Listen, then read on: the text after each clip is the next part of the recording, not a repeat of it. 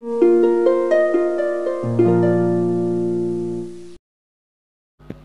morning, dear students. Once again, we are here with the chapter Lines and Angles.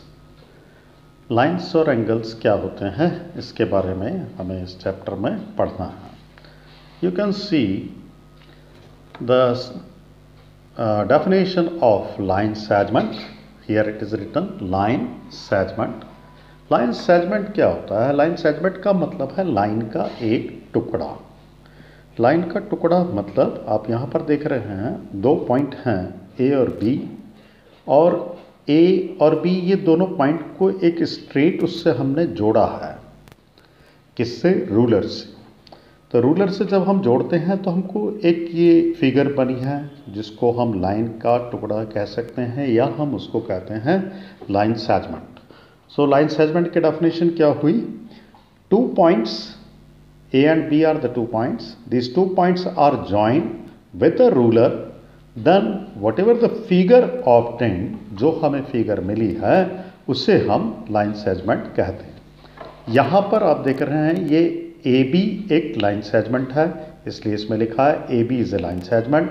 और line segment को कैसे लिखा जाता है आप देख सकते हैं. Line segment AB is written as AB. ये यहाँ पर AB लिखा और AB के ऊपर एक लाइन का टुकड़ा ऐसा बनाया है, इसको हम पढ़ते हैं लाइन सेगमेंट AB. ठीक है, तो ये लाइन सेगमेंट AB की. तो लाइन सेगमेंट क्या है? ये एक टुकड़ा है लाइन का. और कैसे बनता है? ये बनता है, इसके 2 पॉइंट हम प्लेन में लेते हैं और उनको रूलर से जोड़ देते हैं, तो जो फिगर बनती है इसको हम लाइन सेगमेंट कहते हैं. इसकी एक खासियत यह है कि इसमें 2 पॉइंट्स होते हैं, एंड पॉइंट्स हैं A और B, और इसकी लेंथ डेफिनेट होती है. तो दोनों बातें आपको याद रहेगी कि दोनों की इसकी लेंथ डेफिनेट होती है और 2 एंड पॉइंट्स होते हैं. अब हम आते हैं रे पर. रे क्या है? एक लाइन सेगमेंट. आप देखिए 2 पॉइंट हैं A और B, इनको जोड़ा तो बन गया AB लाइन सेगमेंट, और इसको और आगे बढ़ाया. मतलब लाइन सेगमेंट क्या कर रहा है? एक्सटेंड हो रहा है एक डायरेक्शन. इसकी 2 डायरेक्शन है, एक इधर है एक इधर है. तो हमने केवल एक ही डायरेक्शन में इसको एक्सटेंड किया है, तो इसको हम कहते हैं रे AB. क्या हुआ? Line segment AB. इसका डेफिनेशन कैसे है? When a line segment extends in one direction then it is called a ray. आप देखिएगा AB सेगमेंट है, ये इस दिशा में B की दिशा में ये बढ़ रहा है, इसका नाम होगा रे AB. और इसका एंड पॉइंट जो रहता है इसके अंदर, रे के अंदर, आप देख सकते हैं कि इसका एंड पॉइंट ये A है. तो इसी एंड पॉइंट को आप क्या कहते हैं? Initial point. मतलब जहाँ से रे शुरू हो रही है वो इनिशियल पॉइंट कहलाता है. तो ये रे AB है. और लिखा कैसे जाएगा इसको? आप देख सकते हैं ये इसके अंदर ray AB is written as AB के ऊपर एक छोटा सा रे का निशान बनाया, तो इसको हम पढ़ते हैं रे AB. अब आते हैं हम लाइन पर. लाइन क्या है? फिर वही चलते हैं हम. इसके अंदर 2 पॉइंट हैं A और B. ये दोनों पॉइंट के जोड़ने से बना लाइन सेगमेंट, और दोनों डायरेक्शन में अगर एक्सटेंड करता है इन्फिनिटी के लिए, इसमें बाद में कोई एंड पॉइंट नहीं होते. तो ये आप देख रहे हैं इस डायरेक्शन में भी एक्सटेंड कर रहा है और इस डायरेक्शन में भी एक्सटेंड कर रहा है. अरे एक में करता तो ये रे हो जाता, और दोनों में है तो ये लाइन कहलाता है. तो अब आप देखते हैं कि इसको हम इंग्लिश में डिफाइन कैसे करते हैं. When a line segment extends in both direction up to infinity then it is called a line. ये देखिए आप AB एक लाइन है, और AB लाइन को आप लिखते कैसे हैं? AB लिखा और उसके ऊपर एक छोटी सी लाइन का पिक्चर, मतलब दोनों तरफ एरो वाला हमने बनाया है. तो इस तरीके से आपने लाइन की भी डेफिनेशन पढ़ लिया. आपने डेफिनेशन पढ़ी है लाइन सेगमेंट, ये देख सकते हैं लाइन सेगमेंट. फिर उसके बाद पढ़ा रे, और फिर उसके बाद पढ़ा लाइन. अब हम थोड़ा सा इधर बात कर लेते हैं इसके कंपैरिजन की. कंपैरिजन कैसे होता है? देखिएगा ये तीनों चीज़ें एक साथ लिखी हुई हैं. Comparison of line segment, a ray and a line. Okay, line segment, a ray and line. तो पहली प्रॉपर्टी है a line segment has its definite length, मतलब इसकी एक निश्चित लेंथ होती है, इसको आप स्केल से नाप सकते हैं। अ रे does not have a definite length, इसकी डेफिनेट लेंथ नहीं होती क्योंकि ये एक दिशा में आगे बढ़ती है, इसलिए इसकी डेफिनेट लेंथ नहीं होती। लाइन सेगमेंट तो दो दिशाओं में बढ़ता है, इसलिए रे जो लाइन है वो लाइन सेगमेंट दोनों दिशाओं में आगे बढ़ता है, इसलिए उसकी भी डेफिनेट लेंथ नहीं होती। अगली प्रॉपर्टी है लाइन सेगमेंट में दो एंड पॉइंट होते हैं। आप देख सकते हैं कि एंड लाइन सेगमेंट की जो फिगर आपने देखी थी उसके अंदर ए और बी दो पॉइंट थे, उसके बाद कोई एक्सटेंशन नहीं था, तो इसके दो एंड पॉइंट होते हैं। रे के अंदर एक ही एंड पॉइंट होता है और दूसरे पॉइंट से वो आगे की ओर बढ़ जाता है, और इसके अंदर लाइन के अंदर कोई भी एंड पॉइंट नहीं होता क्योंकि दोनों पॉइंट्स जो रहते हैं उनसे एक्सटेंशन आगे की ओर हो जाता है, वो आगे की ओर बढ़ जाते हैं। We can draw a line segment on a paper, हम लाइन सेगमेंट एक पेपर पर ड्रॉ कर सकते हैं। We can only represent a ray by diagram, हम एक रे को रिप्रेजेंट कर सकते हैं डायग्राम से, उसको हम रे को बना नहीं सकते, कारण क्योंकि उसकी लेंथ तो निश्चित है ही नहीं, बहुत आगे तक जा सकता है। और उसी तरीके से हम लाइन को भी रिप्रेजेंट कर सकते हैं, लेकिन उसको हम बना नहीं सकते, केवल दिखा सकते हैं कि ये इसका रिप्रेजेंटेशन कर रही है एरो लगा करके। फिर है A B, line segment A B represent a line segment A B, ये इसको ऐसे लिखा जाता है ए बी, इसके ऊपर सेगमेंट का चित्र बनाया है, ए बी के ऊपर एंड पॉइंट दिख रहे हैं, दोनों एरो नहीं लगे हैं। इधर रे के अंदर आप देखिए ए बी रे बताने के लिए उसने एक तरफ एरो का निशान बना दिया, तो एक तरफ एक्सटेंशन होता है तो ये रे ए बी है, और उसी तरीके से आप ए बी के दोनों तरफ एरो के निशान बनाए, मतलब ये लाइन ए बी है। तो आपने चार डिफरेंस इसके अंदर देख लिए, 4 डिफरेंस विशेष रूप से। अब एंगल क्या होता है, एंगल को आप देखें, एंगल आप देख रहे हैं कि ये एक रे बनाया है आपने, ये ए बी, और उसके ऊपर दूसरी रे बनाई, इसमें ए पॉइंट से ए सी एक रे है और ए बी एक रे है, और ये दोनों एक पॉइंट पर कॉमन है। तो इस तरीके से दो रे अगर एक पॉइंट पर कॉमन होती है, इनिशियल पॉइंट एक होता है, तो वो एक एंगल कहलाता है। हम इसको डिफाइन कैसे करते हैं, व्हेन टू रे, ये आप देखिए दो रेज ए बी और A C are common at a point, एक पॉइंट पर कॉमन हो तो उनसे बनने वाली फिगर जो होती है वो कहलाती है एंगल। तो व्हेन टू रेज इनिशिएट या निकलती हैं और two rays are common at a point, then they are said to be forming an angle, और the figure thus formed is an angle.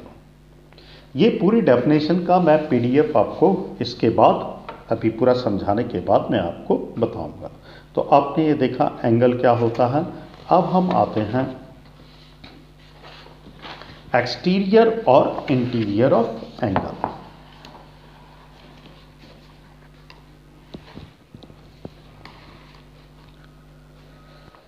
ये देखिएगा, एक एंगल आपको यहां पर दे रखा है, ये आपको दिख रहा है BOA।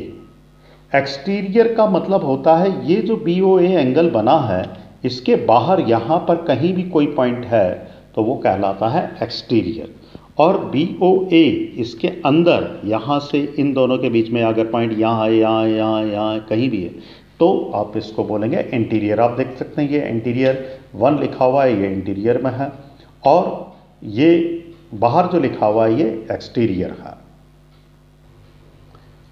अब हम बात करते हैं एक्सरसाइज 12.1 की, और 12.1 में आप देख रहे हैं राइट ट्रू और फॉल्स। ट्रू और फॉल्स के अंदर आप देखिएगा, मैं यहाँ पर बता रहा हूँ, a line has 2 and points, एक लाइन के 2 एंड पॉइंट होते हैं। ये फॉल्स है क्योंकि लाइन के दोनों एंड पॉइंट से आगे की ओर लाइन बढ़ जाती है, इसलिए इसके अंदर एंड पॉइंट नहीं होते, मैंने यहाँ पर इसको फॉल्स बताया है। सेकंड देखिए, अ रे हैज़ 2 एंड पॉइंट्स, रे का भी 2 एंड पॉइंट्स नहीं होता है, उसका एक ही एंड पॉइंट होता है, इसलिए ये भी गलत है। An angle has 2 arms and 1 vertex. हाँ, ये सही है, क्योंकि एंगल की 2 रेज जो होती हैं वो उसकी आर्म्स होती हैं, और जिस पॉइंट पर वो कॉमन होकर के मिलते हैं वो वर्टेक्स होता है।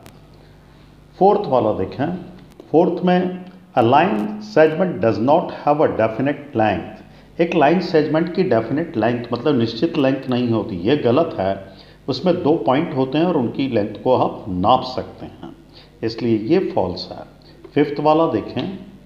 अ रे हैज़ अ डेफिनेट लेंथ। रे की लेंथ डेफिनेट नहीं हो सकती, क्योंकि रे के अंदर क्या रहता है, एक ही पॉइंट फिक्स रहता है और एक पॉइंट एक्सटेंड होता है।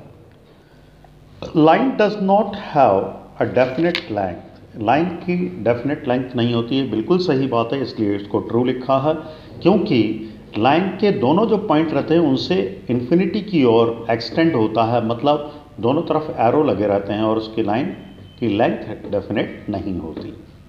The vertex of an angle is situated on it's boundary. Vertex जो रहता है उसकी बाउंड्री पर सिचुएट होता है, बिल्कुल वो एक कॉमन पॉइंट होता है जो दोनों आर्म्स के उस पर कॉमन में रहता है, तो ये बाउंड्री पर वर्टेक्स होता है। अ line segment has 2 and points. Line segment के 2 एंड पॉइंट होते हैं, बिल्कुल सही है, इसकी डेफिनेट लेंथ होती है और 2 एंड पॉइंट्स होते हैं। तो आपने ये देखा अभी इसके अंदर क्या ट्रू और फॉल्स जो आपने पढ़े हैं उसी की प्रॉपर्टी से संबंधित थे। यस, एक्सरसाइज 12.1 क्वेश्चन नंबर 2 देखें। क्वेश्चन नंबर 2 में आप क्या देख रहे हैं, पढ़ते हैं हम क्वेश्चन।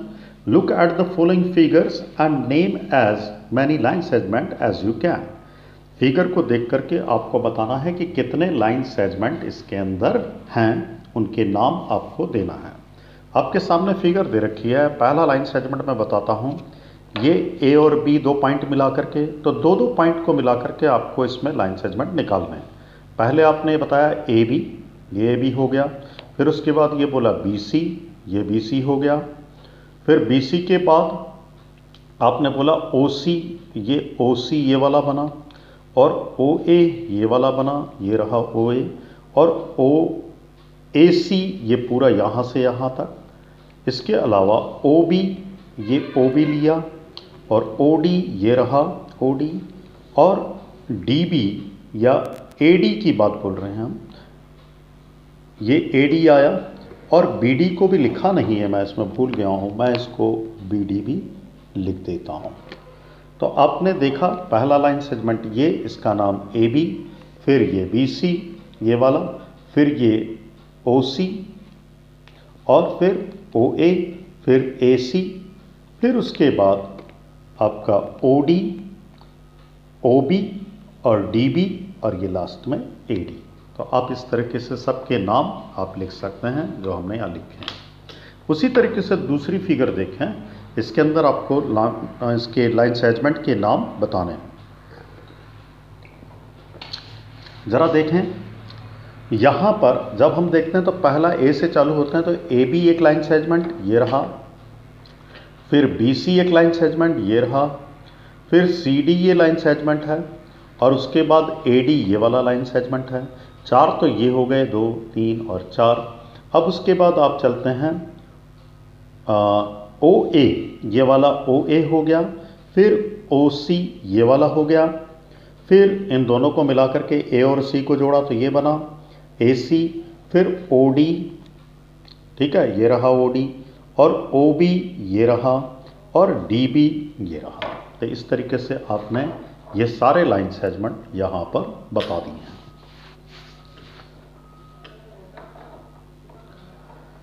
क्वेश्चन नंबर 3 देखें। Look at the following figures and name as many rays as you can. पिछली बार आपने इसके अंदर क्या देखा था, लाइन सेगमेंट के नाम दिए थे, अभी भी फिर आपको इसके अंदर रेज के नाम देने हैं। तो पहली फिगर देखें, पहली रे क्या है, ओ ए, ये देखिए मैंने यहाँ पर लिखा हुआ है ओ ए। फिर दूसरी रे क्या है, ओ बी, ये ओ बी लिख दिया मैंने यहाँ पे। फिर ओ सी, ये रहा ओ सी, ये वाला ओ सी है, और ये वाला ओ डी है, इसलिए ओ डी लिखा। उसके अलावा आप दूसरी फिगर आपकी आती है यहाँ पर, इसके अंदर देखें आप, इनमें भी लाइन सेगमेंट के नाम देने हैं। तो OA, फिर OB, फिर OC, फिर OD, फिर OE, फिर OF, फिर OG, फिर OH। ये मैंने सारे नाम यहाँ पर लिख दिए हैं।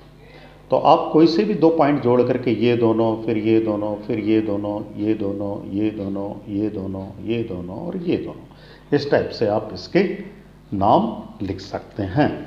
अब हम आते हैं नेक्स्ट क्वेश्चन नंबर 4 पर। और क्वेश्चन क्या है ये मैं आपको दिखाता हूं। Look at the given figure and right the, ये आपको फिगर को देखना है और क्वेश्चन के आंसर लिखने हैं। Name the arms of angle. Arms क्या होती है एंगल की? ये जो एंगल बना है, ये 2 रे एक पॉइंट पर कॉमन है, इस पॉइंट पर कॉमन है ये रे और ये वाली रे। तो इस तरीके से O पॉइंट जो है ये कॉमन पॉइंट है, और ये OA और OB, ये जो 2 लाइन है, ये वाली और ये वाली रेज हैं, ये रेज इसकी आर्म्स कहलाती हैं। तो आर्म्स के नाम क्या हुए? OA और दूसरा वाला OB। अब आगे चलते हैं। Name the vertex. वर्टेक्स मतलब जो तीखा पॉइंट रहता है एंगल का, उसको बोलते हैं। यहाँ पर एंगल ये है, इसके अंदर तीखा पॉइंट ये है और इसका नाम क्या है? O। तो हमने इसको वर्टेक्स का नाम दिया O। Name the angle in 3 different ways. अब आपको इस एंगल के 3 अलग अलग नाम बताने हैं। जरा देखें, हम इसको जहां वर्टेक्स है उसका सिंगल नाम भी बोल सकते हैं। तो वर्टेक्स पे क्या है? O है, तो इसको हमने लिखा एंगल O। अब दूसरा नाम क्या होगा इसका? यहां से चालू करते हैं। तो AOB, मतलब 3 पॉइंट से एंगल बनता है, तो शुरुआत यहां से होगी AOB। जहां एंगल बना हुआ है जिस पॉइंट पर, उसको बीच में रखना है। तो इसको बीच में रखेंगे तो शुरू यहां से हुआ, तो AOB, और दूसरे तरीके से शुरू करें तो BOA। समझ में आ रहा है आपको? ये BOA। तो 3 तरीके से इस एंगल के नाम आप इसमें लिख सकते हैं। पहला वाला एंगल O, फिर एंगल AOB, फिर दूसरा वाला BOA। अब आप देखिए 3 पॉइंट आपको दिए हैं यहां पर। Mark 3 points ABC which are not in a line. 3 point आपको ड्रॉ करने हैं और वो तीनों एक ही लाइन में नहीं होने चाहिए। आप देखिए मैंने यहां पर ये 3 पॉइंट बनाए हैं, ये रहा A, B और C। एक लाइन में पॉइंट ऐसे हो सकते थे, ऐसे ऐसे ऐसे, तो एक लाइन में हो जाते हैं। हमको एक लाइन में नहीं बनाने हैं, अलग अलग हमने ऐसे बनाए। अच्छा, अब ये बोलता है कि draw angle ABC। Angle ABC बनाना है तो हम कैसे बनाते हैं इसमें, ये मैं आपको दिखाता हूं। आप इसमें देखिएगा, मैंने इसको जोड़ रहा हूं, ये रख करके मैंने इसको जोड़ दिया और इसको भी जोड़ दिया एंगल बनाने के लिए, ABC बनाने के लिए। ये मैंने यहाँ से इसको भी जोड़ दिया। तो आप देखते हैं कि ये मैंने एक एंगल ABC बना दिया। ABC बनाने के बाद फर्स्ट क्वेश्चन क्या है? Name the vertex of angle so formed. इसका वर्टेक्स मतलब तीखा पॉइंट का नाम क्या है? B है। तो मैंने यहाँ vertex of angle is B। Name the angle in another form. इसके दूसरे नाम क्या हो सकते हैं? इसके नाम हो सकते हैं ABC। तो देखिए एंगल ABC लिखा मैंने, है ना, यहां पर देखिएगा ABC, इसलिए एंगल ABC। यहां से चलूं तो CBA, ये CBA बन गया एंगल। तो इस तरीके से इसके 2 नाम हमने इसको बता दिए एंगल के। अब आइए आप, लास्ट क्वेश्चन है, जरा ध्यान दीजिएगा। Right the vertex and arms for each of the following angles. मैं इसको आपको अभी बताता हूं। तो क्वेश्चन देखिएगा, right the vertex and arms for each of the following angles. ये एंगल दिए हैं, इनके वर्टेक्स और आर्म्स के नाम दिखने हैं। आप देख रहे हैं एंगल ABC है, इसमें वर्टेक्स कहाँ है? कॉमन पॉइंट क्या है जो दोनों में मिल रहा है? B। तो B हुआ वर्टेक्स, और AB और BC ये इसकी आर्म्स हुई, तो मैंने इसको आर्म्स लिख दिया। दूसरी फिगर देखें, ये डी ई एफ है, वर्टेक्स हुआ ई, तो ई वर्टेक्स है, और डी ई, ये वाला डी ई, और ई एफ, ये देखिए ई एफ, ये दोनों क्या हैं, आर्म्स हैं। फिर तीसरा देखिएगा, जी एच एफ, ये एंगल है, इसमें ये वाला पॉइंट वर्टेक्स हुआ, कॉमन है, तो एच हुआ वर्टेक्स, और जी एच और एच एफ, देखिएगा जी एच और एच एफ, ये दोनों हो गई आर्म्स। अब हम चलते हैं चौथे फिगर पे। इसमें ए ओ बी, ये एक एंगल है, तो वर्टेक्स हो गया ओ हो गया वर्टेक्स, और ओ ए ये वाला, और ओ बी ये वाला, ओ ए और ओ बी ये हुए आर्म्स। अब फिफ्थ फिगर देखते हैं हम। इसमें ए ओ बी वापस से ऐसा ही एंगल है, और इसमें ओ हुआ इसका वर्टेक्स, और ओ ए और ओ बी ये हुई इसकी आर्म्स। अब हम लास्ट फिगर देखते हैं। ये भी ए ओ बी, ये भी एक एंगल है, और इसके अंदर ओ हुआ इसका वर्टेक्स, और ओ ए और ओ बी इसकी आर्म्स हुई। तो ये मैंने इसके आंसर इसमें लिख दिए हैं। इसका मैं पीडीएफ आपको भेज रहा हूँ। इस पीडीएफ को आपको कॉपी में लिखना है, और आपने अभी एक चैप्टर मैंने आपको ये कंप्लीट करा दिया। इसकी डेफिनेशंस याद करनी है, ये क्वेश्चंस को समझना है, आर्म्स क्या होती हैं, एंगल क्या होते हैं, और उनके नाम हम कैसे लिखते हैं, ये आपको जानना है। तो आपने अभी ये सब सीख लिया है, और अब आप इसको कॉपी में उतार लेंगे, और ये एग्ज़ाम में भी पूछा जाएगा। अगर इसके आगे एक्सरसाइज है तो मैं वो भी कराऊंगा, पर अभी आपको यही होगा। ठीक है, थैंक यू।